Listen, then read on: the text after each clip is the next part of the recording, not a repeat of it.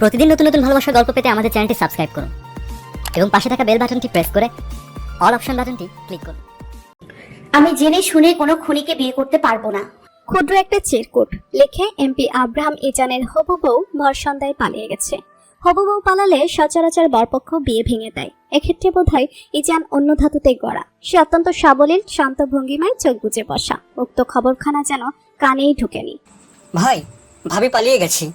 এই নিয়ে দ্বিতীয় দফায় একই কথায় আওড়ালো মনি। তার কথা কর্ণকুহরে ঠেকতেই চট করে নেত্রযুগল খুলে ইজান নিগুড় দৃষ্টিতে তাকিয়ে কণ্ঠে ঘোর অবিশ্বাস নিয়ে শুধায়।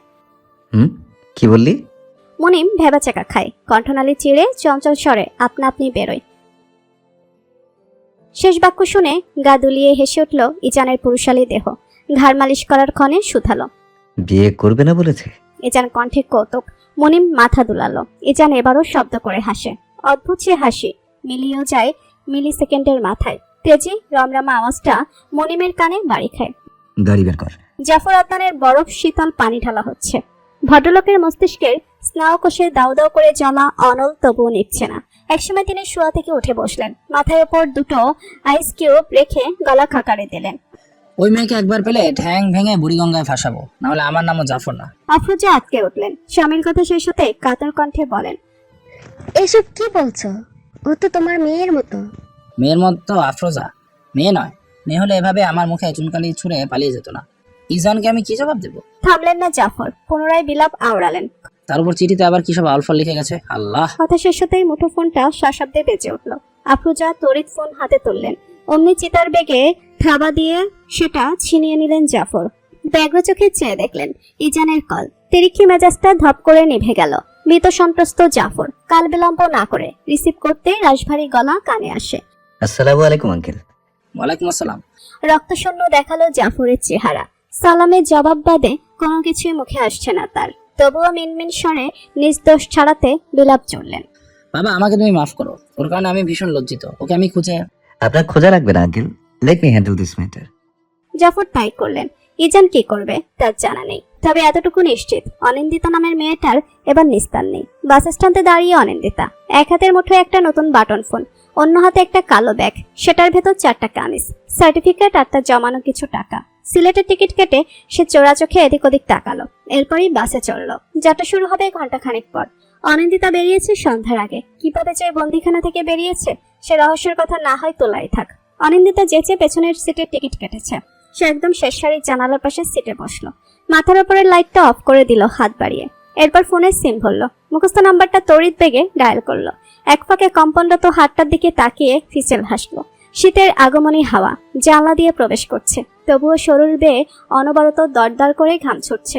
একটা মিসড কল দিয়ে ফোনটা মুঠোয় চেপে রাখলো।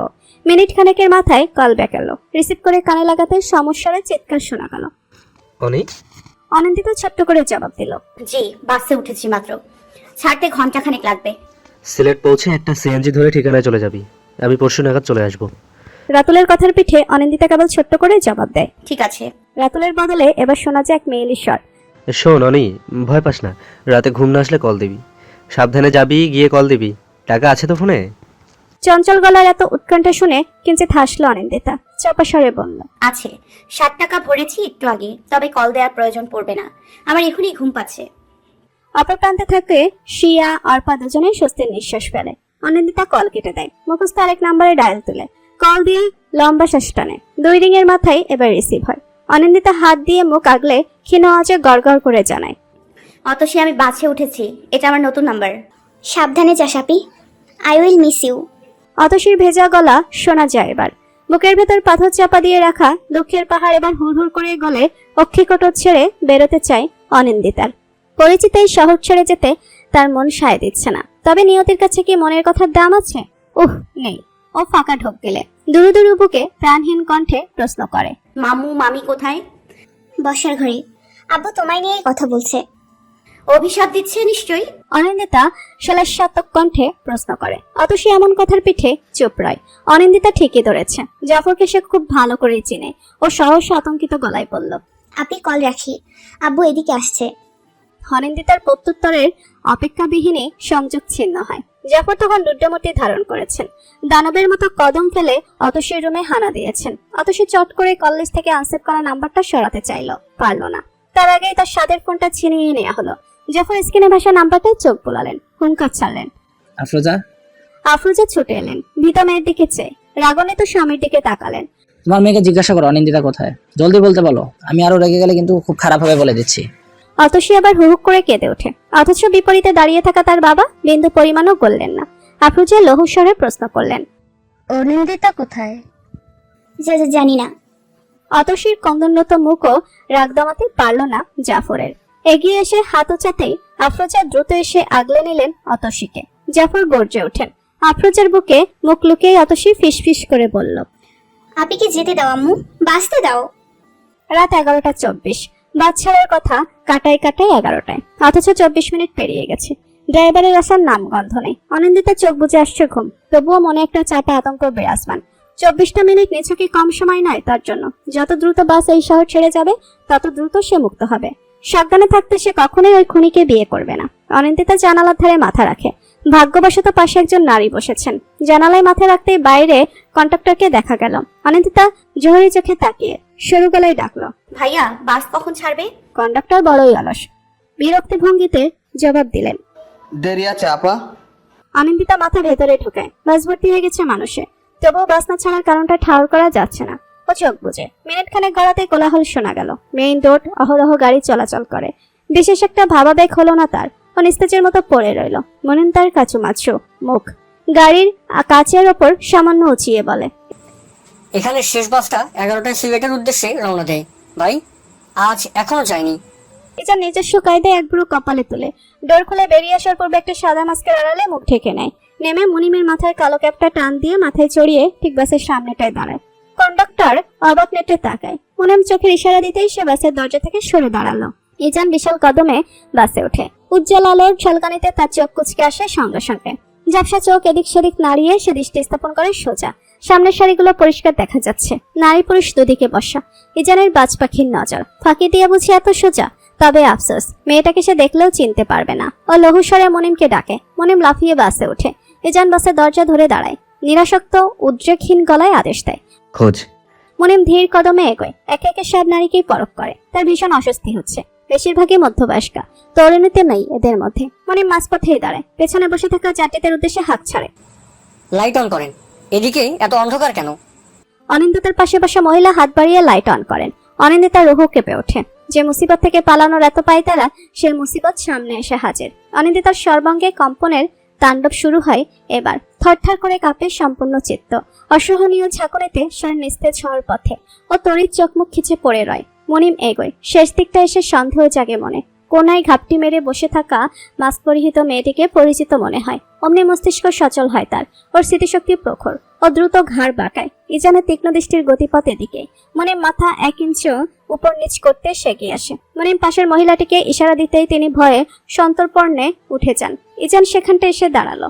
মাস্কটা কিঞ্চিত নামিয়ে তির্যক চেয়ে বাঁকা স্বরে প্রশ্ন করে, এই সঙ্গে প্রেমিক আছে তোর? প্রথম সাক্ষাৎ তাদের। অনাকাঙ্ক্ষিত ভাবেই হোক, প্রথম সাক্ষাতে কেউ তুইতকারী করে। ইজান করে। ইজানের মেজাজের পারদ তখন সপ্তম আসমানে। অনিন্দিতা বোঝে সময় ফুরিয়ে এসেছে। লম্বা দম টেনে সে নিজেকে শান্ত করে। বেইমানিটা করলো কে কতবে ভেবে পায় না। ও চোখ খুলে। বাদামি নেত্র যুগলে অগাধ অসহায়ত্ব, তেজের মিশ্রণ। সরাসরি চোখ যায় মানুষটার মুখের দিকে। মাস্ক অর্থ নামানো, গোপ দেখা যাচ্ছে। খুনের দিকে এতক্ষণ তাকিয়ে থাকাও ঘোর পাপ। অনিন্দিতা ঘৃণায় চোখ সরায়। ইজান পুনরায় শান্ত কণ্ঠে জিজ্ঞেস করে, বোবা নাকি তুই? অনিন্দিতা আচমকায় উঠে শক্তপোক্ত বক্ষে ধাক্কা মারে দুহাটে। সিট ছেড়ে উঠে ছোটার জন্য, অথচ ইজানের বেড়া চলে। সে কবে আটকা পড়ে গেছে। এসব বৃথা প্রয়াসে লাভ নেই। ইজান অনিচ্ছা সত্ত্বেও ওর হাত টেনে ধরে। রুক্ষসে স্পর্শে গায়ে কাটা দিয়ে উঠল অনিন্দিতার। মনে হয় একটা হ্যান্ডকাপ আজীবন পড়লেও এত ব্যথা লাগতো না। পিঠের দিকটায় শক্ত কিছু ছোঁয়া লাগতে স্নেহ ঠান্ডা হয়। শীত দ্বারা বেয়ে নেমে যায় শীতল স্রোত। শার্টের নিচ থেকে পিস্তলটা বের করে অগোচরে পিঠের দিকটায় চেপে ধরেছে ইজান। শিশিয়ে সতর্ক করে বলে, চুপচাপ আমার সঙ্গে নামবি। তেরি করলে তুই তোর মামার গোষ্ঠীকে স্বর্গ ভ্রমণে পাঠাতে আমার বড় জোর 5 মিনিট লাগবে। অনিন্দিতা হাল ছাড়ে না। ইজান ঠেলাই ওকে বের করে। মানুষজনের দৃষ্টি এদিকে। মুনিম তাদের ধমকায় একবার। অনিন্দিতা লঘু গলায় বলে, ছাড়, খুনি কোথাকার, আমি কিন্তু জোরসে চেঁচাবো। অনিন্দিতা ঢের জানে, শত হাত ডাক দিলেও কেউ বাঁচাতে পারবে না, কারণ চারপাশে ইজানেরই লোক। বাস থেকে নেমে অনিন্দিতার পা থেমে যায়, পেছনে ইজান। এখনো পিস্তলের অস্তিত্ব টের পাচ্ছে অনিন্দিতা। এত সহজে ইজান ওকে মারবে না সে জানে। ও বুক ভরে দম টেনে কোনই দিয়ে বাড়ি দেয় ইজানের পেটে।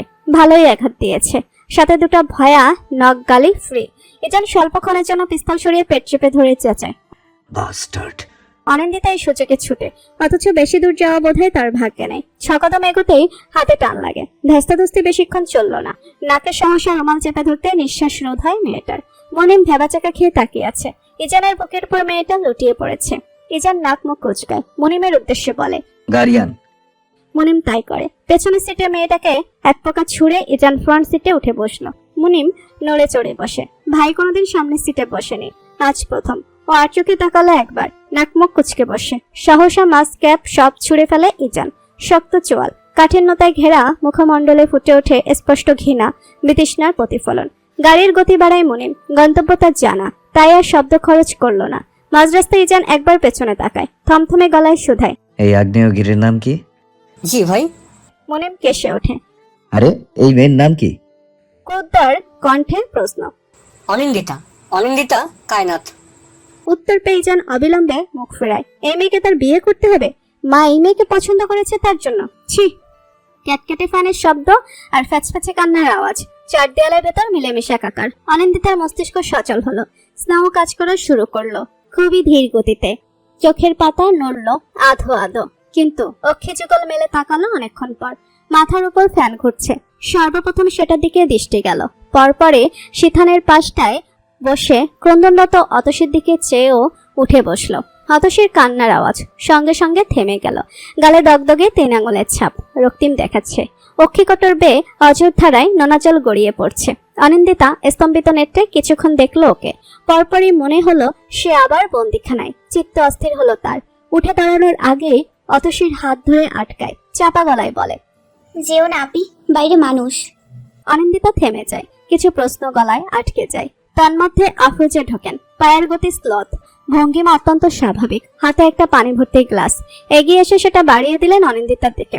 অনিন্দিতা জিজ্ঞাসু চোখে তাকিয়ে অস্ফুট স্বরে ডাকে, মামি পানি খা। আফরোজার গম্ভীর গলা। অনিন্দিতার গলা বেয়ে পানি নামতে চায় না, তবুও দুঢোক পান করে ফিরিয়ে দেয় গ্লাস। বাইরে থাকা ভেসে আসা পুরুষালী কণ্ঠগুলো আচমকাই থেমে যায়। গটগট আওয়াজ শোনা যায় এক পর্যায়ে। এরপরই সদর দরজাটা ধরম শব্দে আটকানো হয়। জাফর ক্ষিপ্র গতিতে রুমে ঢুকলেন এবার। তার অমন চোখের দৃষ্টি দেখে অতসীর অন্তরাত্মা অব্দি গুটিয়ে গেল। অথচ অনিন্দিতা উঠে দাঁড়ালো, বড় একদম টেনে ডাকলো, মামু। খবরদার, আমাকে মামু বলে ডাকবি না। তোর সঙ্গে আমার কোনো সম্পর্ক নেই। শুধু তোর মা আমার বোন ছিল, তাছাড়া তোদের গোষ্ঠীর কারোর সঙ্গে আমার কোনো সম্পর্ক নেই। যত দ্রুত বিদায় হবি তত দ্রুত বাঁচি। আনন্দিত এবার ঢোক গিলে জাফর পুনরায় বলা শুরু করেন। আমার বোনকে হারিয়েছি তোরা বাপ বেটির জন্য। কি ফুটফুটে ছিল আমার বোনটা, ওর চেহারা আমার চোখে ভাসে। লজ্জা করে না তোর? মুখ দেখিয়ে চলিস কিভাবে? আফরোজা চোখ বুজে ঠোঁট চেপে দাঁড়িয়ে থাকেন। জাফর লাগাম ছাড়া হচ্ছেন, জিভে কিছু আটকাচ্ছেন না। তাহলে যেতে দাও, আটকে রেখেছো কেন? অনিন্দিতার দৃঢ় তেজি কণ্ঠ। জাফর এক মুহূর্তের জন্য থমকালেন বুঝি, পরপরই দ্বিগুণ দৃঢ়তা নিয়ে বললেন, তোকে বাড়িতে রাখার ইচ্ছা নেই আমার। বিয়েটা করে ঘাটতে খেলাম। অনিন্দিতা এবার অশান্ত হলো। কেন বিয়ে কেন করতে হবে? তাও একটা খুন। চুপ, ওই শব্দ মুখ থেকে বের করবি না। তোর বাপ কি? সে নিজেও তো খুনি। তার মেয়ে হয়েও তোর এত অহংকার কিসের? যা করতে বলেছি তা চুপচাপ করবি। বোনের কারণে এমন বড় ঘরের সম্বন্ধ এসেছে, না হলে কোনো রাস্তার ছেলে আসতো না তোকে বিয়ে করার জন্য। অনিন্দিতা চোখ নামিয়ে ফেলে। মাথার ভেতরটা রাগের দাপটে ফেটে যাচ্ছে। কিন্তু আশ্চর্য ব্যাপার, এত রাগে চোখ ঝাপসা হচ্ছে কেন? চোখে পানি জমছে কেন? জাফর বেরিয়ে গেলেন। আফরোজা একপল তাকে পরখ করে নিজেও বেরিয়ে গেলেন। যাওয়ারখানে দরজাটা বাইরে থেকে আটকাতে ভুললেন না। খন্দকার নিবাস, দোতলার দক্ষিণ প্রান্তের বিশালাকার রুমটা এজানের। অনুমতিবিহীন ঘরটায় কেউ প্রবেশ করে না, তবে একজন অনায়াসেই হুটহাট এখানে আসতে পারেন। তিনি কামিনী খন্দকার, ইজানের মা। কামিনী নিঃশব্দে ঘরে ঢুকলেন। কাল রাত 2টোর দিকে ছেলে বাড়ি ফিরেছে, এখনো বেঘরে নিদ্রায় নিমজ্জিত। কামিনী বিশাল বেডটার এক কোণে বসলেন, হাত ছাড়িয়ে বাড়িয়ে ছেলের কপাল ছুঁয়ে ডাকেন, ও ইজান, ওঠ বাবা। ইজানের নেত্র বন্ধ, অথচ মস্তিষ্ক সচল। বালিশা মুখ গুজে অবস্থায় বলে, কয়টা বাজে? 10টা বাজতে চললো। শরৎ এসে বসে আছে নিচে। ইজান লাফ দিয়ে ওঠে, মুখ ভয়ানক কুচকে বলে, ও কখন এলো? এসেছে ঘন্টা খানেক। ওঠ বাবা, আমি একটু জাফর ভাইয়ের বাড়ি যাব। ইজান বাঁকা চোখে তাকায়, শক্ত চোয়ালে প্রশ্ন করে, কেন, ওই বাড়িতে কি কাজ? বারে কাজ নেই বলছিস? কিছু কথা আছে, তাই সেরে আসবো। তোমার মনে হচ্ছে না তুমি একটু বেশি তাড়াহুড়ো করছো? না তো, কেন বাপ? অনিন্দিতাকে তোর পছন্দ হয়নি? ইজানের হাত চেপে সহসা প্রস্তাব ছুড়েন কামিনী। ইজান খানিকটা বিচলিত হয়। সে মেয়েটার নামই জানলো কাল, মুখটা ঠিকঠাক দেখা হয়নি। কালো হোক সাদা হোক, কুৎসিত হোক না হয় বিশ্ব সুন্দরী হোক, তাতে ইজানের কি? সে চায় তার মায়ের জন্য একজন পারফেক্ট ছেলের বউ। ও কথার উত্তর দিল না, বিছানা ছাড়তে ছাড়তে বলল, মামুনি, সবটা তোমার উপর, তোমার পছন্দই শেষ কথা। তবে তাড়াহুড়ো কখনো শুভ কিছু বয়ে আনে না। অথচ ড্রেসিং টেবিলের সামনে বসে আয়নায় গাল দেখছে। আনমনে হঠাৎ হঠাৎ 3 আঙুলের দাগটাই হাত ছোঁয়াচ্ছে। এই 16 বছরের জীবনে প্রথম চর খাওয়া। না না, এই ভয়ানক কাজটা জাফরের দ্বারা সংঘটিত হয়নি, ইয়া আফরোজার কাজ। অতসীর মায়ের। অতসী মনে মনে হা হতাশ করতে করতে ঘাড় বাঁকিয়ে তাকালো। সিঙ্গেল সোফাটায় কেমন নির্জীব বনে বসে আছে অনিন্দিতা, শূন্যে তাকিয়ে, যেন কোনো অনুভূতিহীন জীব সে। 17 ঘন্টা যাবত ওরা এই ঘরটায় বন্দি। আফরোজা এসে খাবার দিয়ে যাচ্ছেন, যাওয়ার সময় দরজা আটকাতে ভুলছেন না। অতসীর দম আটকে আসছে। সামনের দুর্ভোগের কথা ভাবলে মস্তিষ্ক থেমে যায়। ও জিভ দিয়ে ঠোঁট ভিজিয়ে কথা বলে, শেষমেশ ভীষণ অনুতপ্ত গলায় বলে, আপি সরি। অনিন্দিতা একই ভঙ্গিতে বসা। অতসীর কথায় সে কেবল চোখ দুটো বন্ধ করে ফেললো। একটা লম্বা দম টানতেই অতসী পুনরায় বলে, আমি আসলে বুঝতে পারিনি, বাবা হঠাৎ এলো। কি বলবো, আমার কান্না পাচ্ছে আপি। Please Api, forgive me. বলতে বলতে ষোড়শী রক্ষা কঠোর সিক্ত হয়। ঝরঝর করে নোনা জল গড়িয়ে পড়ে। সে সবটা ভেস্তে দিয়েছে। ভাবলেই তার নিজেকে পিষে মারতে মন চায়। আনন্দিতা ঠোঁট চেপে বলে, তোর দোষ নেই, আমার ভাগ্যই এমন। এক নরক থেকে আরেক নরকে যাব, সয়ে যাবে, ভাগ্য মানবে না। শেষ কয়েক বাক্য সে আওড়ালো খুবই ধীর স্বরে। অথচ ঠিকঠাক শুনতে পেল না। অনিন্দিতা এবার স্পষ্ট গলায় প্রশ্ন রাখলো, আমাকে এখানে দিয়ে গেছে ওই খুনিটা, তাই না? অনি, মামের একটা কথা রাখবে? আফরোজা অনিন্দিতাকে অত্যাধিক স্নেহ করেন, অতসীর চেয়েও একটু বেশি। তিনি খুব বেশি অভিমান করলেই কেবল অনিন্দিতার ক্ষেত্রে তুমি সম্বোধন যোগ করেন। অনিন্দিতা ঘন ঘন দম টানে, দ্বিধান্বিত কণ্ঠে বলে, কি? কামিনী আপা এসেছেন, দয়া করে তার সঙ্গে একটু ভালো ব্যবহার করবে। এমনিতেও তোমার মামার সম্মান তাদের সামনে তলানিতে ঠেকেছে। যেটুকু আছে ওটুকু অত্যন্ত রাখো। অনিন্দিতার মুখটা ফ্যাকাশে দেখায়। অতসী নিজেও ভেবাচেকা খায় মায়ের অমন কথায়। এভাবে কেউ বলে? কত কষ্ট পাচ্ছে আপি। অনিন্দিতা কেবল মাথা হেলিয়ে বলে, আচ্ছা। আলমারির দ্বিতীয় তাকে একটা নতুন ড্রেস আছে, ওটা পরে নিও। বলেই তিনি বেরিয়ে যান। অতসী তৎক্ষণাৎ উঠে দাঁড়ায়। খোলা দরজাটার দিকে তাকিয়ে খুশির তোড়ে চকচক করে উঠে তার রক্ষীপুট। বেরিয়েও লাভ নেই, বাড়িতে এখন মোট 6 জন সিকিউরিটি গার্ড। অনিন্দিতার কথায় ধপ করে হাসির ঝলক উবে যায়। অতসী বিবশ চিত্তে তাকাতে অনিন্দিতা আলমারির দিকে পা বাড়ায়। অতসী ব্যগ্র পায়ে পায়চারি করছে। বসার ঘর থেকে অপরিচিত এক নারী কণ্ঠ ভেসে আছে। অতসী তাকে দেখেছে, তবে তেমন চেনে না। যতদিন জানে কামিনী নামের ভদ্রমহিলা অনিন্দিতা মায়ের বান্ধবী, ব্যাস এতটুকুই। ও পর্দার কাজটায় গিয়ে কান পাতলাম। জাফর আদনান অফিসে আসতে অনেক দেরি। আপাতত মাই ওই ভদ্রমহিলার সঙ্গে কথা বলছে। কান পেতেও বিশেষ লাভ হলো না। তবে আরেক বিপত্তি ঘটলো। উকি মারার ক্ষণে পর্দা ঠেলে এক শক্ত গরনের পুরুষালী অভাব বেরিয়ে এলো। অতসী হটকারিতে পেছনে সরে যেতেই কোমরটা গিয়ে বাড়ি খেলো বেসিনের শক্ত অংশে। আর্তনাদ করে উঠতেই সামনের পুরুষটা অল্প খানিকটা ভরকায়। অতসী চোখ মুখ খিচে দাঁড়িয়ে, এক হাতে কোমর, অন্য হাতে নিজেই নিজের চোখ ঠোঁট চেপে ধরা। শরতের ভরকানো ভাবটা কেটে গেল মুহূর্তেই। হৃদয়ের মধ্যেখানে সূক্ষ্ম ভাঁজ পেলে সে অত্যন্ত স্বাভাবিক কণ্ঠে জিজ্ঞেস করলো, ওয়াশরুমটা কোথায়? কে আপনি? অতসী ফট করে চোখ খুলে কর্কশরে এরূপ প্রশ্ন শরৎ বিরক্তিতে চোখ উল্টায়। চোখ যায় মেয়েটার পেছনের দরজার দিকে। ও এগোতেই অতসী লাফিয়ে সরে যায়। গলার আওয়াজ বেরোনোর পূর্বেই শরৎ উদ্রেকহীন গলায় বলে, আমি আপনাদের মেহমান, চোর নই, ব্যবহারটা ভালো করুন। কামিনী চায়ে চমক বসিয়ে বললেন, ভাবি, অনিন্দিতা কই? আফরোজা হাসার চেষ্টা করলেন। কালকের ঘটনা কামিনীর অজানা, এজন্য তিনি মনে মনে একটু স্বস্তি পাচ্ছেন। না হলে জাফর নিশ্চয়ই মেয়েটার গায়ে হাত তুলতেন। এই তো এসে গেছে। গুটে গুটে পায়ে হেঁটে আসা অনিন্দার দিকে চোখ ঘুরিয়ে বললেন আফরোজা। পরনে একটা খয়েরি রঙের ড্রেস, গায়ের রং দারুণ উজ্জ্বল, সুন্দর দেখাচ্ছে, কিন্তু মুখটা এমন প্রাণহীন, রক্তশূন্যের মতন করে রেখেছে মেয়েটা। আফরোজা তপ্ত নিঃশ্বাস ফেললেন। কামিনীর চোখ মুখে ঝলমলে হাসি খেলা করছে। দারুণ উৎফুল্ল তিনি। হাত বাড়িয়ে টেনে অনিন্দিতাকে পাশে বসালেন উনি। অনিন্দিতা নিরাসক্ত গলায় সালাম দিল। কামিনীর এক হাত তার গাল থুতনিতে ছুঁয়ে গেল। কেমন চনমনে গলায় তিনি বলেন, কেমন আছিস মা?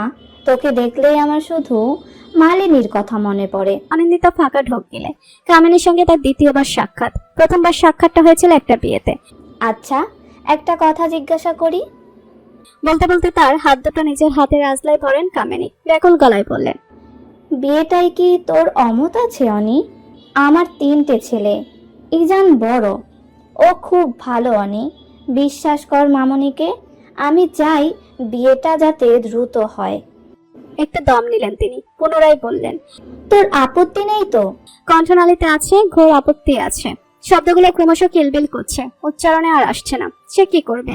আর চোখে একবার অপ্রচার কঠিন মুখ পায়াবে সে পরক করে। মুখ খোলার পূর্বে শরৎ হাজির হয়, ন্যস্ত গলায় বলে, আন্টি, ইজান ভাই এসে গেছে, যেতে হবে। নামটা শুনেই চিত্তে অস্থিরতা ধরে যায় অনিন্দিতার। সে মুখ খুলবে কি করে? লোকটা যা ভয়ানক, শেষমেশ বিপদটা তার একার উপর তো আসবে না, মামা আর তার সাজানো গোছানো পরিবারের ওপরই আসবে। ওর নীরবতায় উত্তর পেয়ে গেলেন কামিনী। আপত্তি থাকলে নিশ্চয়ই সঙ্গে সঙ্গে জানাতো। অনিন্দিতা চোখ তুলে তাকাতে কামিনী উঠে পড়েন, মাথায় হাত বুলিয়ে বলেন, আজ আসি, সামনের শুক্রবারে আবার আসবো, তখন একদম বাড়ির বউ বানিয়ে নিয়ে যাব। তখনই অতসী পর্দা ঠেলে বেরিয়ে আসে। কাচুমাচু মুখে অনিন্দিতার দিকে চেয়ে বলে, আপনি, তোমার একটা কল এসেছে, আর্জেন্ট, একটু আসো। অনিন্দিতা ভাবুক চিত্তে পা বাড়ায়। বাটন ফোন আর ব্যাগটা কোথায় জানা নেই, তবে যতটুকু মস্তিষ্ক আন্দাজ করছে ওই জনের কাছে সেগুলো আছে। আগের ফোনটা ঘরে রেখেই ও বেরিয়ে গেছিল। ড্রয়িং রুম পার করে আসতেই অতসী ঠেসে তার কানে ফোন লাগায়। কাচুমাচু মুখটায় ভয়ের দেখা মিলে। অনিন্দিতা সন্ধিয়ান গলায় অপর প্রান্তের মানুষটির উদ্দেশ্যে বলে, জি, কে বলছেন? ইজান। সঙ্গে সঙ্গেই থমকে যায় অনিন্দিতা, কিছু বলার সুযোগও মেলে না। অপর প্রান্ত থেকে ক্রুরটার তেজি গলার স্বর স্পষ্ট এক নাগাড়ে শাসিয়ে বলে, কে কথা বলছো? অনিন্দিতাই তো? শোনো মেয়ে, আমি ইজান মোটেও ভালো মানুষ না। খুনের কথা যেহেতু জানো, তাই আর ভেঙে বোঝাতে হবে না আশা করি। আমার মায়ের সামনে ভুলেও কোনো ফোন দিয়ে এটো না, আমি এক চুলো মাফ দেবো না। আমি ওদের সঙ্গে কথা বলে এসেছি, সামনের শুক্রবারেই বিয়ের আয়োজন করা হবে। কামিনীর কথায় সিনথিয়ার খাওয়া থেমে গেল অবিলম্বে। চোখ দুটো নিজ নিজ স্থান থেকে বেরোনোর দশা বুঝি। অবিশ্বাস্য গলায় সে আওড়ালো, মানে কার বিয়ে? কিসের বিয়ে? ইজানের? কেন, তুই জানিস না? সিনথিয়া বাখারা বনে চেয়ে রইল। ওর এমন বাচ্চা সুলভ জিজ্ঞাসু চোখে চাউনি দেখে কামিনী হাসলেন, পুনরায় বললেন, তুই তো ট্যুরে ছিলি, ফোন ধরিসনি। আমার বান্ধবী মালিনীর মেয়ে অনিন্দিতা, তার সঙ্গে বিয়ে। গত মাসে ছবি দেখিয়েছিলাম, মনে নেই? ইজান তো ধুমধাম করে বিয়ে করতে রাজি না কখনোই, তাই এত তাড়াহুড়া। তোরা সব বুধবার নাগাদ যাবি, ওকে দেখে বিয়ের জিনিসপত্র দিয়ে আসবি। মাথাটা ঝিমঝিম করে উঠল সিনথিয়ার। প্রথম কথাই হজম করতে পারছে না। এরপর যে কথা কামিনী হরবার করে বলে গেলেন তা হজম করবে কি করে? ও স্তম্ভিত নেত্রে সবার দিকে একবার চায়, ব্যথিত গলায় বলে, ট্যুরে ছিলাম, বাড়ি ছেড়ে তো যাইনি, মেসেজ দিয়ে রাখতো অন্তত। ও এক পল খাবারের দিকে চেয়ে উঠে যায়। এই খাবার আর তার গলা দিয়ে নামানো অসম্ভব প্রায়। উপস্থিত সকলে দারুণ হতভম্ব হলেন। পরিস্থিতি সামলাতে সুজালা সামান্য হেসে বলেন, রাগ করেছে হয়তো, বড় ভাইয়ের বিয়ে, তাও আবার হুট করে, আগে জানানো হয়নি, তার উপর রাগ হওয়া স্বাভাবিক। আমি ওর খাবার ঘরে দিয়ে আসছি। সুভা নিজের বড় বোনকে হাড়ে হাড়ে চেনে। এই মেয়ের মতিগতি বুঝা তার এক চুটকির খেল মাত্র। ও তির্যক চোখে সিনথিয়ার গমন পথ পরখ করলো একবার।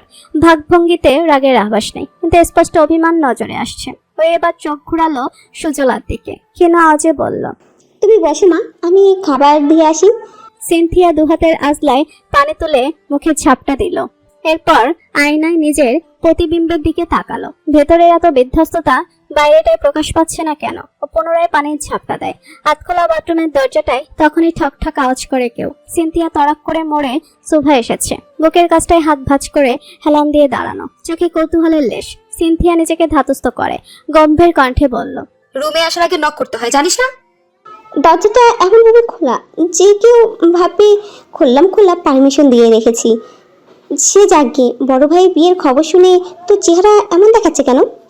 সিনথিয়া ভরকালো। বাথরুম থেকে বেরোতে বেরোতে বলল, মানে এই ধর, বেশি দুঃখ কষ্ট পেলে মানুষকে যেমন দেখায় তোকেও ওই রকম দেখাচ্ছে।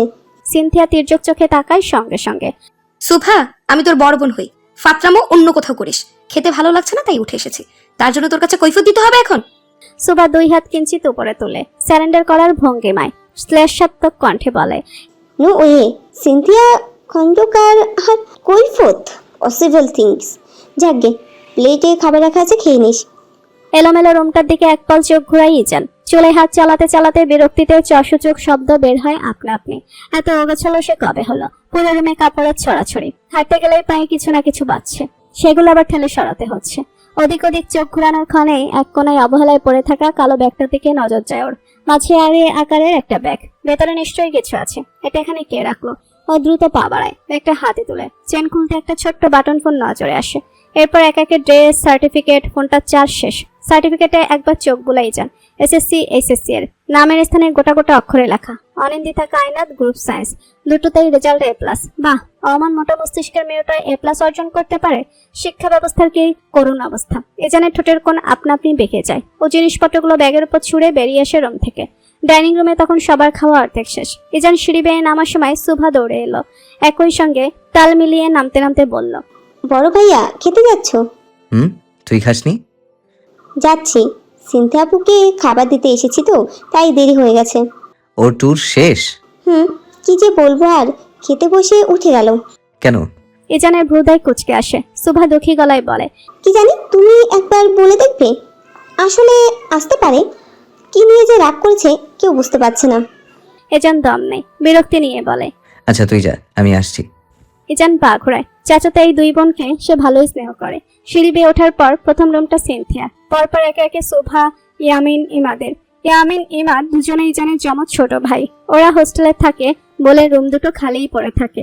রুমের দরজাটা রাগের তোপে আটকাতেই নিচ্ছিল সিনথিয়া। তার পূর্বে একটা হাত এসে আটকে দিল। সিনথিয়া সোফা ভেবে তেড়ে মেরে কিছু বলতেই যাচ্ছিল, কি ইজানের বিরক্তি বাড়া চাউনি দেখে নিভে এলো। অল্প হাসার চেষ্টা চালিয়ে বলল, ইজান ভাই, এখানে কি? নিচে খাবার খেতে আয়। খিদে নেই। খিদে নেই তো খাবার দিয়ে গেছে কেন? ইজানের দৃষ্টি যায় সোজা পেছনে, বেডসাইড টেবিলের ওপর রাখা প্লেট ভর্তি খাবারের ওপর। ওর এমন বাঁকা কথায় ভরকালো না সিনথিয়া। জোর করে দিয়ে গেছে। দিয়ে দে, খাবার ইচ্ছে নেই তো খাস না, খাবার নষ্ট করবি না। এবার বিচলিত হলো সিনথিয়া, পা ঘুরিয়ে দ্রুত প্লেটটা নিয়ে এলো। ইজানের হাতে ধরিয়ে থমথমে গলায় বলল, ব্যাস নিয়ে যাও। ইজান প্লেট হাতে নিয়ে দুকদম পেছালো। নির্লিপ্ত দৃষ্টি দেওয়ার সীমানায় আর সিনথিয়াকে প্রবেশ করালো না। এক পা বাড়ানোর আগে সিনথিয়া অশান্ত কণ্ঠে প্রশ্ন করে, ইজান ভাই, তুমি নাকি বিয়ে করছো? বাড়ানো পাটার সঙ্গে সঙ্গেই গুটিয়ে এলো। ঘাড় বাঁকিয়ে তাকালো। এবার এক ভুরু কপালে তুলে বলল, হ্যাঁ তো? না কিছু না, এমনি। আমার বিশ্বাসই হচ্ছে না কেন জানি। হাসার চেষ্টাটা এখনো চলমান, অথচ সে দারুণ কাঁচাই ক্ষেত্রে। এ যেন এমন কৃত্রিম হাসি চেনে। দৌড়েও ফেললো তাই। আশ্চর্য হওয়ার ভঙ্গিমায় চোখ বড় বড় করে বলল, বিশ্বাস না হওয়ার কি আছে? আমি কি আজীবন এমন আনমেরিড থাকবো নাকি? দ্রুত দুপাশে মাথা নাড়ায় সিনথিয়া। মিথ্যে হাসিটাও মিয়ে যায়। নিশ্চল গলায় কেবল বলে, না না, তা কেন হবে? বিয়ে করো, বিয়ে করে সুখী হও। সুখী? বিড়বিড় করলো ইজান। না জানে কোন চিজকে বাড়ি আনা হচ্ছে। তাকে চাপকে সিধা না করলে খন্দকারদের কপালে ঘোর দুঃখ আছে। তার ঢের আভাস পাচ্ছে ইজানের চতুর মস্তিষ্ক। ইজানের 3 হাত থাকলে সেটা 3 হাতের নাম দিত মনিম, শরৎ আর হিমেল। এই 3 ব্যক্তি সর্বদা ইজানের সঙ্গে সঙ্গে থাকে। আলাদা বডিগার্ড তো কেবল শো অফের জন্য। এরা 3 জন থাকলে ইজানের কিচ্ছু লাগে না। 3 জনই ভাই বলতে অজ্ঞান, বাড়িতে অগাধ আসা যাওয়া, পরিবারের মতো। 3 জনের মধ্যে মনিম একটু বোকা গোছের। সে মাঝে মধ্যে কিছু কাজকর্ম নিজের বুদ্ধি ঢুকিয়ে সবটাই গোলমালে ভেস্তে দেয়। এই যেমন অগোছালো রুমটা নিজেই পরিষ্কার করতে যাচ্ছিল ইজান, শেষমেশ কালো ব্যাগটা দেখে অকারণে মাথায় রাগ চাপলো। মনিম এত নির্বোধ কেন? এটা এখানে রাখার জিনিস? যত সব নির্বোধ মানুষজন। ও ব্যাগটা ছুড়ে ফেললো বারান্দার দিকে। অতসী ভয়ে ভয়ে রুম থেকে বেরোলো। পেটে খিদের চোটে ইঁদুরের 14 গোষ্ঠী ছুটোছুটি করছে। তাদের দমাতে হবে। জাফর অফিস থেকে ফিরেছেন। রাতের খাবারটা আগে সবাই একসাথে বসে খেত, এখন কি হবে জানা নেই। অতসী ফাঁকা ঢোক গেলে পা বাড়ায়। ডাইনিং স্পেসে আসতেই তাজ্জব বনে যায়। একটা চেয়ারে অনিন্দিতা বসে আছে, খুবই নির্বিকার চিত্তে এক ধানে খাবার খেয়ে যাচ্ছে। সামনের চেয়ারে জাফর বসে, কিন্তু তাতেও তার ভাবান্তর নেই। অতসী ছুটে গিয়ে অনিন্দিতার পাশে চেয়ারে বসলো। প্লেটে খাবার তুলে খাওয়া শুরু করলো তড়িঘড়ি করে। আস্তে, শব্দ করে খাচ্ছিস কেন? জাফর ধমকে ওঠেন। ধমকের তালে অতসীর জীর্ণ নরম সরম দেহখানা দুলে কেঁপে উঠল যেন। মন খারাপ করে আর চোখে তাকায় অনিন্দিতার দিকে। এই মেয়ে কি রোবট বনে গেল? খাওয়া দাওয়া শেষ করে যে যার রুমে চলে গেল। অনিন্দিতা কেবল দাঁড়িয়ে রইল দরজার পাশটার। আফরোজা তখন লাইট নিভিয়ে ঘুমাতে যাবেন। অনিন্দিতা তাকে পেয়েই হাত চেপে ধরলো, কাতর গলায় বলল, মামি, একটা কল করব, শুধু একটা। কাকে? অর্পাকে। ওরা টেনশন করছে মামি, শুধু জানাবো আমি বাসায় আছি, ব্যাস। বলা বাহুল্য, অনিন্দিতার আগের ফোনটাও খানিকাকে জব্দ করা হয়েছে। অত শীতটা সেদিন জাফর রাগের বসে ভেঙেও ফেলেছেন। আফরোজা দ্বিধায় পড়লেন যেন। অনিন্দিতার মুখের দিকে চেয়েও না করতে পারলেন না। এবার পালানোরও সুযোগ নেই। বাইরে 6 জন গার্ড তো আছে। বাসার মেইন দরজায় আবার সিসিটিভি লাগিয়েছেন জাফর। অফিস থেকে সর্বক্ষণ নজরদারি চালান। অনিন্দিতা আফরোজাকে টেনে রুমে নিয়ে এলো। পুনরায় ব্যাকুল গলায় বলল, মামি প্লিজ, আর কিচ্ছু চাইবো না। আফরোজা নীরবে সম্মতি দিয়ে ফোন নিয়ে এলেন। বন্ধুদের নাম্বারগুলো মুখস্থই ছিল। অনিন্দিতা দ্রুত ডায়াল করলো অর্পার নাম্বারে। একদম শেষ সময় রিসিভ হলো। অর্পা ঘাবড়ে গেছে। অনিন্দিতার মামির নাম্বার। অনিন্দিতার হদিস নেই। মামি নিশ্চয়ই তাদের জেরা করবেন। ও ভীত বলে ফোন কানে ঠেকাতে ওপাশ থেকে চিকন রিনরিনে গলা ভেসে আসে। অর্পা, আমি অনিন্দিতা বলছি। অর্পা এবার দ্বিগুণ ভড়কালো। শেষ কক্ষেও বুঝি হলো না মেয়েটার। তত তুই বাড়িতে? অনিন্দিতার অক্ষিকট সিক্ত হলো। টেনশন করিস না, আমি বাড়িতে আছি। কিভাবে ধরা পড়লি উনি? ও পর কান্না পেয়ে গেল। ওর এমন ভেজা গলা শুনে কিঞ্চিত হাসলো অনিন্দিতা। বলল, ভাগ্য ধরিয়ে দিয়েছে। যাই হোক, রাতুল আর শিয়াকে জানাস আমি বাড়িতে, চিন্তা না করতে। সামনে শুক্রবারে বিয়ে, আসিস পারলে। অর্পার পিলে চমকে উঠল। মারাত্মক চমকিত কণ্ঠে সে প্রশ্ন করলো, তুই বিয়ে করছিস শেষমেশ? করবো, রাখি। সংযোগ বিচ্ছিন্ন হয় পরপরই। ফোনটা আফরোজার হাতে ফিরিয়ে দেয় অনিন্দিতা। মুখে হাসির রেখা। নিজেকে যথাসাধ্য স্বাভাবিক দেখাতে চাইলো। কথা বলতে গিয়ে কণ্ঠনালী কাঁপলো খানিকটা। চিন্তা করো না মামি, এবার আর তোদের ঘাড়ে বসে ঝামেলা পাকাবো না। যা করব তার পরিণতির দায়ভার একাই নিব। আফরোজার হতবিহব্বল দৃষ্টির দিকে গিয়ে পিচাল হাসে অনিন্দিতা। ঘুরে দাঁড়িয়ে দাঁত পিষে আওড়ায়, ভুল বলেছি, একা দায়ভার নিব না। ওই আব্রাহাম এ যেন সমান দায়ভার নিতে হবে। অর্পা হাজির হলো পরের দিনই, সঙ্গে রাতুল, শিয়া। শুক্রবারের অপেক্ষা করলে 4-5 বার হার্ট অ্যাটাক ফেটাকও চলে আসতো। অর্পা ব্যস্ত হাতে কলিং বেল চাপলো। দরজা খুললো অতসী। মেকি হেসে বলল, আরে অর্পা আপি, তুমি? একে একে ওরা তিনজনই ঢুকলো ভেতরে। আফরোজা আওয়াজ পেয়ে হন্তদন্ত পায়ে বেরিয়ে এলেন। তীক্ষ্ণ চোখে ওদের পরখ করে বললেন, তোমরা বসো, উনিকে আমি ডাকছি। তিনি ভেতরে গিয়ে অনিন্দিতাকে পাঠালেন। সে এলো হেলে তুলে। 3 প্রাণপ্রিয় বন্ধুদের দেখে কেবল হালকা চমকানোর ভাব ধরে বলল, তোরা এই সময়ে? শিয়া সোফায় বসে মোস্টানো শুরু করলো। রাতুলকে ইশারা দিয়ে বলল, এই মেয়ের ব্যবহারে তো আজব পার্কা লাগছে কেন রে রাতু? 2-1 খা খেয়েছে নাকি? উত্তর এলো বটে। তবে রাতুলের বদলে অতসী জবাবে মাথা দুপাশে নাড়িয়ে বলল, না না, আপির গায়ে হাত তোলেনি কেউ। সে পরশু থেকে এমন আজব ব্যবহার করছে। দ্বিতীয় বাক্য বলার ক্ষণে নিজের গালের উপর আপনা আপনি হাত ছুটে গেল অতসীর। মনে পড়ল সেই দৃশ্য, যখন আনন্দিতার খোঁজ বলার জন্য আফরোজা গালে একটা বসিয়েছিলেন। আহা, টনটনে ব্যথাটা এখনো রয়ে গেছে বুঝি। গালে হাত কেন তোমার অতসী? ভুলবশত ওর বদলে তুমি মার খেয়েছো নাকি? রাতুলের কথাই থতমত খায় অতসী। বোকা হেসে বলে, না না, আমি কেন খাবো? আচ্ছা, আমি তোমাদের জন্য নাস্তা নিয়ে আসছি। বলে এসে ছুটল। অমনি অর্পা লাফিয়ে অনিন্দিতার পাশে এসে বসলো। কণ্ঠে উদ্বেগ নিয়ে বলল, অনিরে, কি হলো তোর? বিয়ে করবি না করে বাড়ি ছাড়লি, এখন কি হলো? অনিন্দিতা হাল ছেড়ে দিল। ইজানের নামে খুনের মামলা আছে। এমপি হওয়ার পরপরই সেগুলো ধামাচাপা পড়ে গেছে। আজব কিসিমের মানুষ সে। বাড়ির লোকেরাও তাকে দোষারোপ করে না কখনো। অনিন্দিতা এমন মানুষকে জীবনসঙ্গী রূপে চায়নি কোনো কালে। তবুও সব ঝামেলা কেন তার ঘাড়েই কেন আসে সে বুঝে উঠতে পারে না। 2 দিন যাবৎ নিজের মনকে বুঝিয়েছে ভাগ্য মেনে নিতে, তারপরেও মন মানছে না। অনিন্দিতার সিক্ত নজরেই ঘাবড়ালো না অর্পা। 4 জনের গ্রুপটাই সেই বেশি ম্যাচিউর পারসন। অনিন্দিতার পিঠে হাত বুলিয়ে দিতে দিতে বলল, কান্না চেপে রাখতে নেই অনি, কান্না পেলে কাঁদতে হয়। আমরা তোর মামুর সঙ্গে কথা বলে কিচ্ছুটি হবে না অর্পা। এই বাড়ি থেকে বেরোনোর পর আমার ঠিকানা হবে ওই আব্রাহাম ইজায়ের বাড়ি, আর কোথাও না। মামু সব সময় বলে বাবা আর আমি মায়ের মৃত্যুর জন্য দায়ী। আচ্ছা বলতো, কেউ কিভাবে তার জন্মদাত্রী মাকে মারে? পিনপতন নীরবতা। কেবল অনিন্দিতার ফুফানো আর নাকটানা শোনা গেল। রাতুল থমথমে চেহারায় এক পর্যায়ে বলল, আমাদের সঙ্গে চল তুই। এই বাড়িতে থাকা লাগবে না, বিয়েও করা লাগবে না। রাতুল, ফালতু বকিস না। বাইরে 6 জন গার্ড, আমাদের তুলে প্রাচীরের ওপর লটকে দিলেও আমরা কিচ্ছু করতে পারবো না। বলে আবার অনিন্দার দিকে তাকালো শিয়া। ঠোঁট চেপে বলল, বিয়েটা না হয় করলি, এরপর কি করবি? সংসার?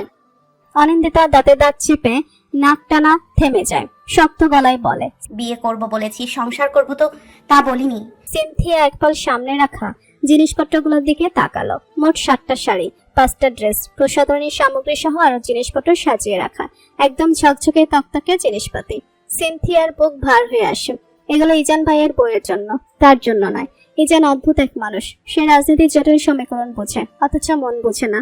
সুভা সবকিছু একবার নেড়ে চেড়ে দেখলো। পাশে থম মেরে বসে থাকা সিনথিয়াকে একটু ঠেস দিয়ে বলল, আপু দেখ তো, কিছু বাদ গেল নাকি? সিনথিয়ার ধ্যান ছুটে সুভার দিকে এক পল তাকিয়ে বলে, না, তোরা কখন যাবি? কোথায়? ওই বাড়িতে? যাবো সন্ধ্যার দিকে।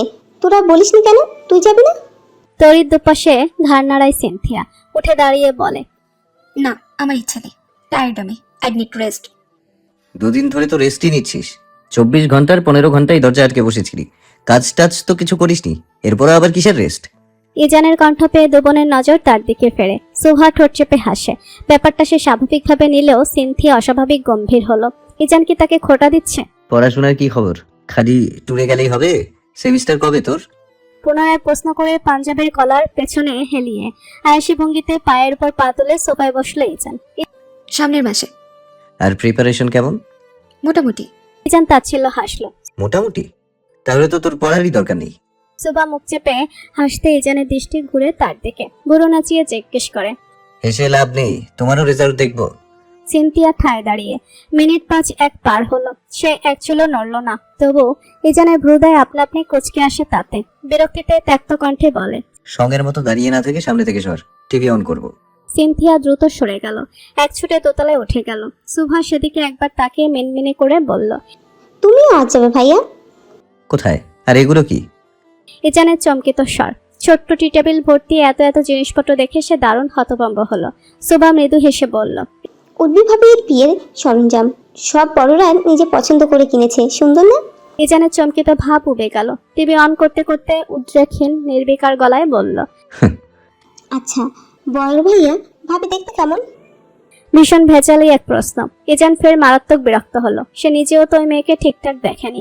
উত্তর সে দিল না। সেকেন্ড খানেক গড়াতেই কামিনী হাজির হলেন, হাতে ঠান্ডা পানি ভর্তি গ্লাস। সেটা ইজানের দিকে বাড়িয়ে সুভার দিকে তাকালেন। প্রশ্নখানা তিনি আসার ক্ষণে শুনেছেন।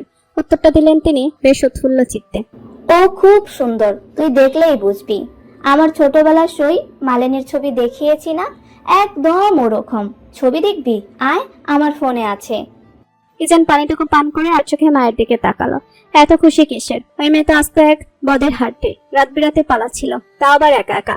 প্রেমিক টেমিক সাথে থাকলে ইজান খুশি মনে যেতে দিত। অন্যের প্রেমে ব্যাগরা দিয়ে আর কি লাভ? সিনথিয়াকে বাধ্য হয়ে আসতেই হলো। একতলা ছিমছাম বাড়িটির দিকে তাকে কয়েকবার গোপনে দীর্ঘশ্বাসও ফেললো সে। আজ কামিনী ইজান বাদে সবাই এসেছে। এ আমিন আর ইমাদও। ওরা হোস্টেল থেকে ফিরেছে কালে। একে একে সবাই বাড়িতে প্রবেশ করলো। মেইন দরজার কাছে আফরোজা জাফর দাঁড়িয়ে, অতসী একটু ভেতরে। সে সবাইকে গভীরভাবে পর্যবেক্ষণ করলো। শেষে চোখ আটকালো একজনের উপর। অগোছালো শার্ট পরিহিত এক পুরুষ। নাম জানা নেই, তবে তাকে সে চেনে। এর জন্যই তো সে সেদিন কোমরে ব্যথা পেল। থমথমে হলো অতসীর সুশ্রীর চেহারাখানা।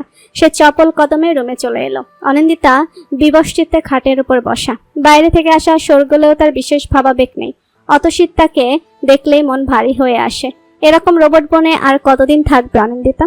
আপি, তুমি কি পড়বে আজ? আজ বিয়ে? না। তো ভেবাচাকা খেলো অতসী। মিনমিন করে বলল, ওই বাড়ি থেকে এক ঝাঁক লোক এসেছে, কিছুক্ষণ পর এই রুমেও হামলা দিতে পারে, তোমায় দেখার জন্য। অতসীর কথা শেষ হওয়ার সঙ্গে সঙ্গে ভিড়িয়ে রাখা দরজাটা খুলে গেল। আফরোজা এক হাতে দরজা চেপে দাঁড়িয়ে সুভাদের ভেতরে ঢোকার সুযোগ করে দিয়ে বললেন, যাও মায়েরা ভেতরে গিয়ে বসো। সুভা ঢুকলো চঞ্চল পায়ে। অথচ সিনথিয়ার মনে হলো তার পা দুটো মাটির সঙ্গে পেরেক ঠুকে আটকে রাখা হয়েছে। সে স্বাভাবিকভাবে হাঁটতে পারছে না। শেষমেশ সে নিজের সঙ্গে এক প্রকার যুদ্ধ করে টলটে টলটে একপাশে সে দাঁড়ালো। আফরোজা বেরোনোর আগে বললেন, ও হচ্ছে অতসী, আমার মেয়ে, আর ও অনিন্দিতা। বলেই তিনি বেরিয়ে গেলেন। অতসীর পাশটায় সুভা বসতে সে তড়িৎ মাথা দুলিয়ে বলে, আমি অতসী। সুভা আলতো হেসে বলল, আমি সুবা, ভাবির ছোট ননদ। অনিন্দিতা থম মেরে বসে রইল। তার মুখের দিকে নির্নিমেষ চেয়ে আছে একজন। সে ভালোই টের পাচ্ছে এমন ভাবে চেয়ে আছে কেন। অনিন্দিতা চোখ তুলে এক পলক তাকাতেই সে হম্বিধম্বি করে চোখ ফিরিয়ে নিল। সিনথিয়া বড্ড ভাবুক হলো। না, মেয়েটা সুন্দরী, তার থেকেও বেশি। এজন্যই বুঝি কামিনী তাকে মনে ধরেছে। বিছানার উপর রাখা সফেদ রঙের পাঞ্জাবিটির দিকে তাকিয়ে চোখ মুখ কুচকে ফেললো ইজান। দারুণ গম্ভীর ভারী স্বরে বলল, এটা এখানে কেন? বেডকে তোরা আলমারি পেয়েছিস? সরা এখান থেকে। মনিম তৎক্ষণাৎ পাঞ্জাবিটা হাতে তুলে নিল, বলল, ভাই দেখুন তো এটা আপনার ঠিকঠাক মতো হয় কিনা। আন্টি কিনেছেন, আপনার তো সাইজ হয়, লম্বা হয় না। এখন তোদের সামনে আমি ট্রায়াল মেরে দেখবো? যা তো, ভালো লাগছে না এত রং ঢং। হিমেল মাথা নাড়িয়ে বলল, আপনার লজ্জা লাগলে আমরা বাইরে যাচ্ছি ভাই, তাও একবার পরে দেখুন, সাইজে না হলে মনিম গিয়ে চেঞ্জ করে আনবে। আমি যাব মানে? আমি একটু পর বাসায় যাব, তুই গিয়ে চেঞ্জ করে আনবি। আজ পুরো দিনে একটা কাজও করস নাই তুই। মুমিনের কথার টোন শেষের দিকে পাল্টে গেল। হিমেলকে কড়া স্বরে কথাগুলো বলে সে ক্ষান্ত হলো। হিমেল বিপরীতে চুপ রইল। পাঞ্জাবিটা কেড়ে নিয়ে বিছানার উপর রেখে বলল, পারুন ভাই, আমরা আসছি। বলেই সে মনিমকে বগল দাবা করে নিয়ে বাইরে গেল। শরৎ উল্টো ঘুরতেই ইজান হাঁক ছাড়লো। তুই দাঁড়া, কথা আছে। শরৎ ঘাড় পাকাতেই ইজান ফের বলল। দরজাটা আটকে আয় আগে, ওই দুই গর্ধব বাইরে থাকুক। শরৎ মাথা হেলিয়ে সম্মতি দিল। দরজাটা আটকে এলো। সবে রুম থেকে বেরোনো হিমেল মুনিম দুজনেই হতভম্ব হলো তা দেখে। মুনিম কিঞ্চিত নাক ছিটকে বলল, ভাই আমাদের সামনে লজ্জা পায়, কিন্তু শরৎ ভাইয়ের সামনে না।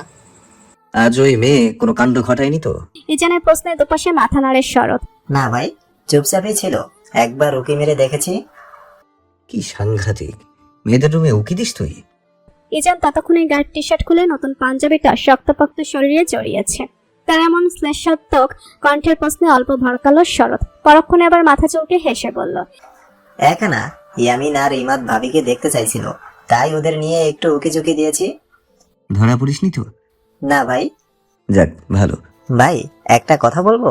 ইজান বাঁকা চোখে তাকালো। বল। আপনি সত্যিই বিয়েটা করবেন? মানে ভাবির সঙ্গে তো আপনার কিছুই যায় না, বয়সেও অনেক ছোট। একটু দমলো শরৎ। কণ্ঠনালীতে কিলবিল করা বাক্যটা শেষমেশ আমতামতা স্বরে বলেই ফেলল। তার উপর আপনারা একজন আরেকজনকে ঠিকঠাক চেনেন না, পছন্দও করেন না। ইজান ঘুরে দাঁড়ালো এবার। অত্যন্ত স্বাভাবিক ভঙ্গিতে বলল, প্রথমে মামুনির জন্য না করিনি, কিন্তু মেয়ে এমন তেরা জানতে ভুলেও মত দিতাম না। তবে আরেকটা মুখ্য বিষয় কি জানিস? মেয়েটা জানে আব্রাহাম ইজান খুনি। এই কথাটা আমার সামনে আজ পর্যন্ত তোরা কেউ উচ্চারণ করেছিস? না, মামুনি বা আমার ভাইয়েরা করেছে, ভুলেও কখনো করেনি। কিন্তু প্রথম দেখাই মেয়েটা আমায় খুনি ডেকেছে। এত সাহস মেয়েটার, বলতে পারিস এজন্যই বিয়ের ব্যাপারটা আগাচ্ছে। নাকের নটটা ঠিকঠাক পরানো শেষ করে শিয়া দম ছাড়লো। বিছানার উপর হাত পা ছড়িয়ে শুয়ে থাকা রাতুলের উদ্দেশ্যে বলল, এই রাতুল, ওর তো অর্পাকে ফোন দে, ওর আসতে এতক্ষণ লাগে? ফোনে টাকা নেই, এমনি এসে যাবে একটু পর। তুই এত খুশি কেন সিয়া? বিয়েটা ওর বদলে তুই করে নে তাহলে। শিয়া ভয়ানক রেগে গেল। তড়িৎ এগিয়ে এসে রাতুলের চুল টেনে ধরলো। বেচারা আহ করার সময় অবধি পেল না। শিয়া অন্য হাতে তার মুখও চেপে ধরলো। তোর কি আমার খুশি সহ্য হয় না? বান্ধবীর বিয়েতে এখন বসে কাঁদবো? রাতুল নিজেকে ছাড়াতে লাফিয়ে উঠলো। চুলের গোড়ায় আঙুল চালিয়ে চোখ রাঙালো। জঙ্গলি কোথাকার, হাত সামলে রাখবি, না হলে দিব ধরে একটা। দে দে, দিয়ে দেখ একটার জন্য কয়টা ফেরত পাস। তুই চুপ করবি? কানের ভেতরে ব্যথা করছে আমার। অনিন্দিতার চাপাসার। শিয়া থেমে গেল। রাতুল থমথমে মুখে এগিয়ে গেল। ড্রেসিং টেবিলের কাজটাই হেলান দিয়ে দাঁড়িয়ে নিগুড় চোখে পরখ করলো অনিন্দিতাকে। ফর্সা বদনে একটা হালকা গোলাপি রঙের শাড়ি, মাথার মাঝখানে সিঁথি তুলে চিকন সরু এক টেকলে আটকালো। গলায় হার, হাত ভর্তি চড়ে, নাকে নথ, কানে বিশাল দুটো দোল। কান ছিঁড়ে যাচ্ছে না এর। মুখ বিকৃত হলো রাতুলের। শিয়ার দিকে চেয়ে বলল, কানে কি পরিয়েছিস? এত বড় দোল কান ছিঁড়ে যাবে না? খুলে অন্য কিছু পরা। তুই এসবে কি বলছিস? বেহুদা বকিস না, ওকে এটাতেই সুন্দর লাগছে। রাতুল দাঁতে দাঁত চেপে চোখ সরালো। অনিন্দিতার উদ্দেশ্যে আচমকা অদ্ভুত এক প্রস্তাব ছুড়ল। গেটের সিকিউরিটি ব্যস্ত, এমপির জন্য এমনিতেও করা সিকিউরিটি দেয়া। সামনের গেটে সব, পেছনের দিকে কেউ নেই আপাতত। শিয়ার চোখ বড় বড় হলো। অবিশ্বাস্য গলায় বলল, তুই এসব জানিস কি করে? আর এগুলো বলেও বা লাভ কি? শিয়ার কথার উত্তর দিল না রাতুল। সে চনমনে চিত্তে চেয়ে অনিন্দিতা দিকে, সম্মতির আশায়। কিন্তু মিনিট খানেক গড়ালেও অনিন্দিতা প্রত্যুত্তর অব্দি দিল না। রাতুল ফের বলল, বাসের টিকিটও আছে, 8টার বাস। এখন 7:22। বাস স্ট্যান্ডে পৌঁছতেই বাস ছাড়বে। ছেলেটা আমার মামাকে বলা আছে। তুই রাতুল থাম, অবাস্তব জিনিস এগুলো। আগের বার তো সাহস করে বাড়ি ছাড়লাম ওই লোকের থেকে বাঁচতে, কিন্তু ভবিষ্যৎ নিয়ে ভাবিনি। সিলেটে আমি কয়দিনই বা তোর মামার ওপর ভেজাল বনে থাকতাম। এসএসসি পাশে তো নাইট গার্ডও হতে পারতাম না। রাতুল মৌন রইল এবার। শিয়া ঘাড় নাড়ালো। ঠিক ঠিক, আর ভেজাল করে লাভ নেই। এবার কিছু হলে ওই এমপি ওর মামুকে ধরবে আগে, তারপর আমাদের। রাতুল কোনো শব্দ খরচ না করে ধূপধাপ পা ফেলে বেরিয়ে গেল রুম থেকে। অনিন্দিতা উঠে এলো। দরজা ভিড়িয়ে খাটে পা দুলিয়ে বসলো। ঠোঁট গোল করে বলল, পালানোর আইডিয়াটা কিন্তু মন্দ না। কেমন হয় ওই বাড়ি থেকে পালালে? শিয়া চোখ বড় বড় হলো। দারুণ চমকিত স্বরে সে বলল, কি? ইম্পসিবল। কাঁধ উঁচিয়ে অনিন্দিতা বলল, এভরিথিং ইজ পসিবল। অর্পা দ্রুত পা চালিয়ে গেট পেরোলো। দারোয়ান চাচা কাচুমাচু মুখে তাকে দেখে হাসলেন। অর্পাও বিপরীতে একটু হাসলো। ভদ্রলোক অনিন্দিতার 3 বন্ধু বান্ধবীকে চিনেন। এর মা মাঝে মধ্যে আসে। দু কদম এগোতেই হাঁটার গতি স্লোথ হয়ে আসে অর্পার। একতলা বিশিষ্ট বাড়িটির চারপাশে বিশাল জায়গা, সামনের দিকটাই বাগানের মতো, মাঝ দিয়ে হেঁটে যাওয়ার রাস্তা, ইট দিয়ে সুন্দর ডিজাইন করা নিচে। অর্পার পা একসময় সেই রাস্তায় থেমেই গেল। ঠোঁট চেপে ভাবলো কি করবে। সে এত লেট করেছে যে বরযাত্রীর সঙ্গে ঢুকতে হচ্ছে। বড় জোর 4 হাত, এরপরই মানুষের ঝাঁক। দাঁড়িয়ে দাঁড়িয়ে আঙুল উঁচিয়ে একবার শুনলো অর্পা, 1 2 3, পুরো 15 জন। এরপর আবার দত্তের মতো কয়েকটা লোক, বডিগার্ডই হবে, গেটেও 2 জন। অর্পা অল্প অল্প ঘাবড়ালো তাদের চাহনি দেখে। আপনি কি মানুষ খুঁজছিলেন? কণ্ঠে কৌতুকের লেশ, দারুণ সুন্দর কণ্ঠ। অর্পা তড়াক করে মরল।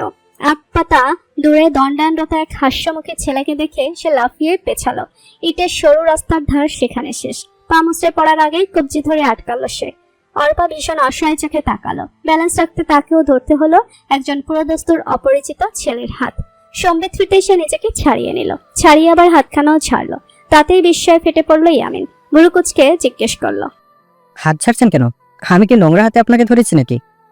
অর্পা অপ্রস্তুত হলো বেশ, কোনো মতে বলল, জি না, এমনিই ছাড়ছি। ইয়ামিন প্রত্যুত্তর দেওয়ার প্রয়োজন বোধ করলো না। যাওয়ার পূর্বে একবার মেয়েটিকে আপাদমস্তক পরখ করে নিল। লম্বায় বেড়েজোর 5 ফিট 1 হবে, ইয়ামিনের গলা অবধি। বয়সও বা কত হবে, 16-17, বেশি হলেও ওইটুকুই। গায়ে একটা কালো রঙের সাদামাটা কামিজ। ইয়ামিন আর দেখলো না, চোখ ফিরিয়ে সে ভেতরের দিকে হাঁটা ধরলো। মাঝপথে আবার ঘাড় বাঁকিয়ে চেয়ে দেখলো মেয়েটিও তার পিছু পিছু আসছে। শরৎ থমথমে চোখ মুখে জিজ্ঞেস করলো, কি সমস্যা আপনার? অথচ নির্বিকার চিত্তে বলল, কোনো সমস্যা নেই। আচ্ছা, ওয়াশরুম কি বাসা থেকে সেরে আসতে পারেন না? মেহমান বাড়ি এলে কি চাপ পায় নাকি? শরৎ বিস্ফোরিত ক্ষেত্রে তাকালো। বলছে কি এই মেয়ে? আচ্ছা, ঠোঁটকাটা বেহায়া মেয়ে তো। শরৎ তর্জনী তাক করে বলল, চাপ পেলেও কি তোমাকে কৈফিয়ত দিতে হবে? পুচকি মেয়ে, সরো সামনে থেকে। অতসী বড় বড় চোখে তাকালো, খানিকটা উঁচু গলায় বলল, এই তুমি বলছো কেন? আমি তোমার চেনা কেউ? শরৎ বিরক্ত হলো। তুমি নিজেই তো বলছো এখন। বেয়াদব মেয়ে, ওয়াশরুমে গিয়ে বসে থাকো পারলে, যত সব মাথা মোটা পাবে। বলেই সে ঘুরে দাঁড়ালো। পাঞ্জাবের হাতায় ময়লা লেগেছিল তার, আগে খেয়ালই করেনি। সেটুকু অংশে একটু পানিতে সে ওয়াশরুমের দিকে এসেছিল। এই মেয়ে আগে থেকে দাঁড়িয়েছিল, যেন ওয়াশরুম পাহারা দিচ্ছে। বিড়বিড় করে কি যেন আওড়ালো শরৎ। তা চেয়ে চেয়ে দেখে ক্রোধে ফুঁসে উঠলো অতসী। এই বেটা যতবার বাসায় এসেছে ততবার তার ওয়াশরুমের দিকে আসতেই হবে। এ যেন ভুরু কিঞ্চিত উপরে তুলে বড্ড আগ্রহ নিয়ে চেয়ে দেখলো চারপাশ।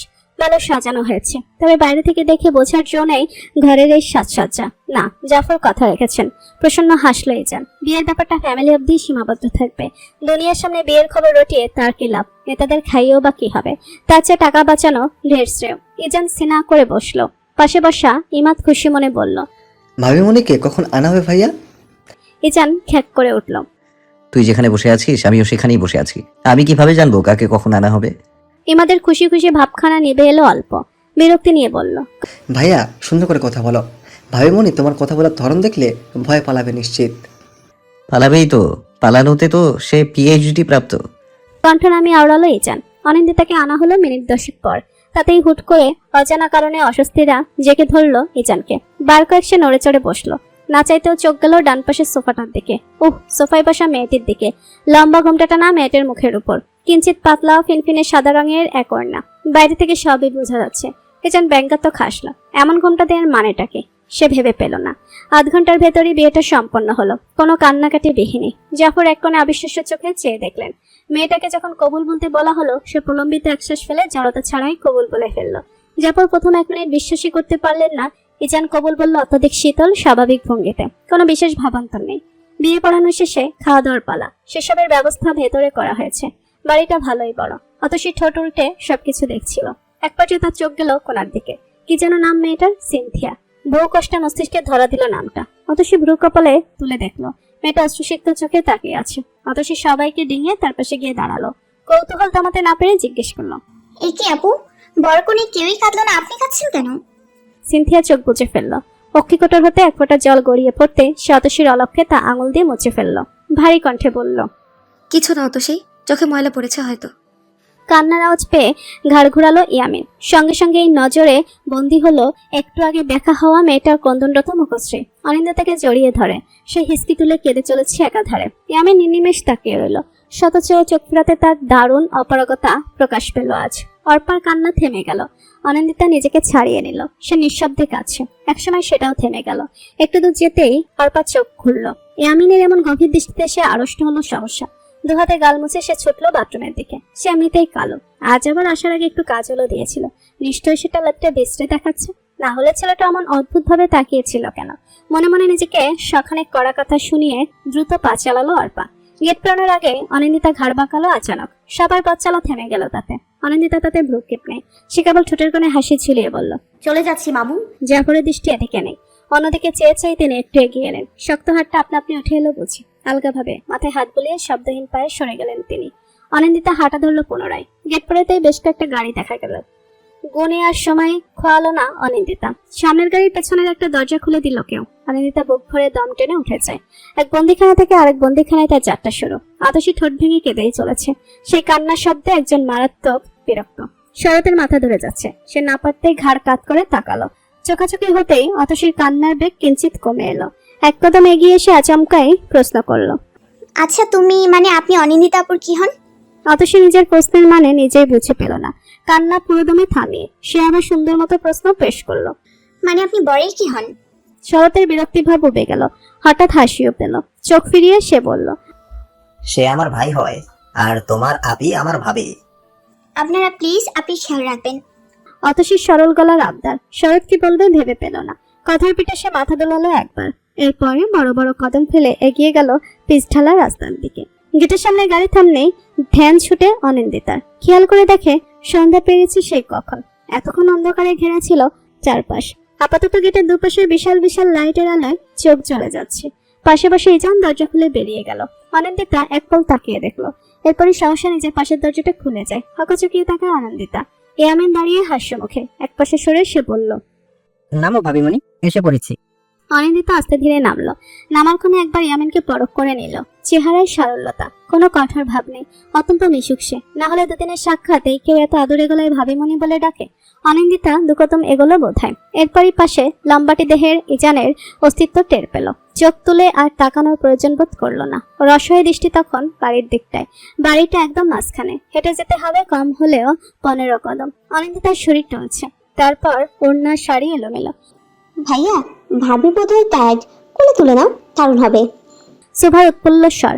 কঠিন এক ধমক দিতে গিয়েও দমে গেল ইজান। আর চোখে দেখলো ইয়ামিন ইমাদ হই হই করে সম্মতি দিচ্ছে। সেই সঙ্গে হিমেল মনিমের নিশ্চুপে সম্মতি তো রয়েছে। কেবল শরৎ আর সিনথিয়ার মূর্তির মতো ঠায় দাঁড়িয়ে। ইজান তপ্ত নিঃশ্বাস ফেলে বলল, আমি জীবনে কোনো চাল ডালের বস্তাই তুলিনি, আর আস্ত একটা মানুষ। সুভা দ্রুততার সঙ্গে জবাব দিল। আশ্চর্য, ভাবির সঙ্গে বস্তার তুলনা? ইজান উত্তর দিল না। পাঞ্জাবের কলা ঠিক করতে করতে সে স্বর নামিয়ে আচানক প্রশ্ন করলো। করে উঠতে চাও? প্রশ্নটা অনিন্দিতার উদ্দেশ্য করা। মারাত্মক নির্লজ্জতার ছাপ প্রশ্নে। ইজান ইচ্ছে করেই নির্লজ্জ বলছে। মেয়েটাকে নাস্তানাবুদ না করলে ইজানের শান্তি লাগছে না। এমন নিচু স্বরের প্রশ্নে বিচলিত হলো অনিন্দিতা। হকচকি ইজানের মুখপানে তাকালো একবার। সে স্বাভাবিক চোখের সামনে চেয়ে আছে। অনিন্দিতা চোখ সরালো।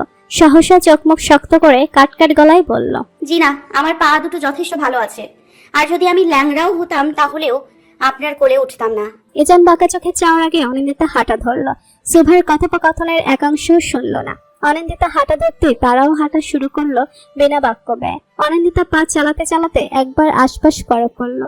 উঁচু প্রাচীর ঘেরা বাড়ি, সামনের অংশে বিশালাকার বাগান দুধারে। উত্তর দিকে হঠাৎ চোখ আটকালো অনিন্দিতার। একটা দোলনা রাখা। তার বাড়িতেও একটা দোলনা ছিল তার শখের। সেটা এখন বোধহয় অবহেলায় পড়ে আছে। অনিন্দিতা চাপা দীর্ঘশ্বাস ফেলে গম্ভীর পুরুষালী কণ্ঠে কানে এসে বাড়ি খায়। তোমার মামার বাড়ি থেকে 3 গুণ বেশি সিকিউরিটি এখানে। দেয়ালে কারেন্টের শক, আর মেইন গেটে বন্দুকের গুলি। কোনোটাই তোমার পক্ষে সহ্য করা সম্ভব নয়। সো পালানোর পায়তারা করে লাভ নেই। অনিন্দিতার পদযুগল থেমে যায়। তির্যক চোখে চেয়ে দাঁতে দাঁত পিষে বলে, আমার সহ্য ক্ষমতা সম্পর্কে আপনার কোনো ধারণাই নেই দেখছি। বাহ, তাহলে বলছো তোমার সহ্য ক্ষমতা অনেক? তা কয়টা বুলেট খেয়েছো শুনি? শ্রেষ্ঠাত্মক কণ্ঠে। ইজান ঠোঁট গোল করে শীষ বাজালো একবার। অপেক্ষা করলো অনিন্দিতার উত্তরে, কিন্তু না, মেয়েটা কোনরূপ উত্তর দিল না। আচ্ছা অন্ধকার ঘর। ঢোক গেলে অনিন্দিতা। কামিনী স্মিত হেসে বলেন, লাইট অন করবো অনি? ভয় পাচ্ছিস? জি না। আচ্ছা। খাটের পাশটায় বসলেন কামিনী। হাত বেড়িয়ে লম্বা শুয়ে থাকা পঞ্চশোর্ধ পুরুষটির মাথা ছুঁয়ে দিয়ে বলতে লাগলেন, দেখো কে এসেছে। ওঠো, চোখ মেলে তাকাও। ইয়াকুবের বড্ড কষ্ট হলো চোখ মেলে তাকাতে। কড়া ডোজের ঘুমের ওষুধ পড়েছে, ঝিমঝিম করছে মাথা। বেডসাইড টেবিলে রাখা মৃদু আলোর বাতির অল্প তেজেও চোখ বুজে আসছে। তবুও তিনি চোখ মেললেন, যাত্রার দৃষ্টি সামনে স্থাপন করলেন। নিভু গলায় জানতে চাইলেন, কে এসেছে কামিনী? মালিনীর মেয়ে, ইজানের বউ। চেয়ে দেখো, সে বসে আছে, কথা বলবে না? ইয়াকুব চোখ বুজে বললেন। বড় লাইটটা জ্বালাও। কামিনী তাই করলেন। ইয়াকুব মুখ কুচকে রইলেন। মিনিট খানেক পর পুরোদমে চোখ খুললেন। অনিন্দিতা স্থির চিত্তে বসা। ইয়াকুব অল্প হাসলেন, টেনে টেনে বললেন, তুমি অনিন্দিতা? জি। ইয়াকুব ফের চোখ বুজে ফেললেন। প্রলম্বিত এক নিঃশ্বাস ছেড়ে আওড়ালেন। আমার কত শখ ছিল ছেলের বিয়ে নিজে দাঁড়িয়ে থেকে দেবো, অথচ আজ কি খারাপ অবস্থা আমার। অনিন্দিতা চুপচাপ বসে রয়। ইয়াকুবের গলা অব্দি পাতলা এক চাদর টানা, পাশে একটা স্ট্রেচার রাখা। অনিন্দিতা চমকায়, ভদ্রলোক কি হাঁটতে পারেন না? তার মধ্যে কামিনীর সুধান। আচ্ছা ঘুমাও তুমি, অনি, উঠে আয় মা। অনিন্দিতা উঠে রুম থেকে বেরোতেই কামিনী বলেন, উনি 7 বছর ধরে এমন ভাবে শুয়ে আছেন, হাঁটতে চলতে পারে না, ফুল প্যারালাইজড। নিভে আসা স্বর। কামিনীর গলা ধরা গেল এইটুকু কথা বলতে বলতেই। বারান্দার রেলিং ধরে দাঁড়ালো ইজান। কপালে রক ফুলে উঠেছে। কানে ঠেকানো ফোনটার অপর প্রান্ত হতে কারোর হাসির শব্দ শোনা যাচ্ছে। ইজান দ্বিতীয়বারের মতন জানতে চাইল। কে বলছিস? হাসির আওয়াজ ক্ষীণ হলো। প্রশ্নটার উত্তর এলো না, বরং পাল্টা প্রশ্ন ছুড়ে দিল কেউ। শুনলাম বিয়ে করেছিস, খবরটা কি সত্যি? ইজান ভুরু কুচকায়, একবার নাম্বারে চোখ বোলায়। পরপরই শক্ত গলায় কিছু জিজ্ঞেস করার আগেই ওপাশ থেকে হাস্যরত কণ্ঠ ভেসে আসে। কাম ডাউন ইজান, আমি নিবরাস জুবাইর। টুটটুট শব্দে কল কেটে যায়। নিবরাস ফোনের দিকে চেয়ে পুনরায় উচ্চ হাসিতে মেতে ওঠে। ইজান বারান্দা থেকে বেরোয়। সুজা নেমে আসে ড্রয়িং রুমে। হিমেল মনিম বসে কথাবার্তা বলছিল। পাশে শরৎ নিজের মতো ফোন ঘাটছে। ইজান এসে তিনজনের সামনে দাঁড়ালো, গর্জে উঠে বলল, কোন হারামজাদা খবর লিক করেছিস?